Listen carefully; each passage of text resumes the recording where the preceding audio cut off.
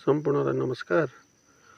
हजुरहरूको सबैभन्दा बहुमूल्य शरीरको पार्ट भनेको चाहिँ लिभर हो। लिभरको लागि चाहिँ हजुरहरूले एकदम महिनामा 3 चोटि यसको 1 चम्चा रस निकालेर मनतातो पानीसँग खानुभयो भने हजुरहरूको लिभर चाहिँ पुरै सफा हुन्छ र लिभरमा कुनै पनि समस्या आउँदैन। हजुरहरूले लिभरको लागि एकदम यो पदिना सेवन गर्नुहोला र हजुरहरूले आफ्नो करेसाबारी अथवा कहीँ नजिकै पदिना चाहिँ हजुरहरूले सधैँ लगाउनु होला र लिभरलाई एकदम सुरक्षित राख्नको लागि र हजुरहरूको लिभर जीवनभर बचाउनको लागि यो पदिना रामबाण ओखती हो, यसको प्रयोग गर्नुहोला।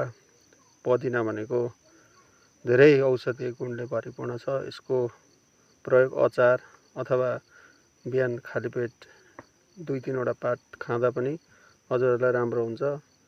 यो भिडियो सबैलाई जानकारीको लागि सेयर गरिदिनुहोस् त। नमस्कार।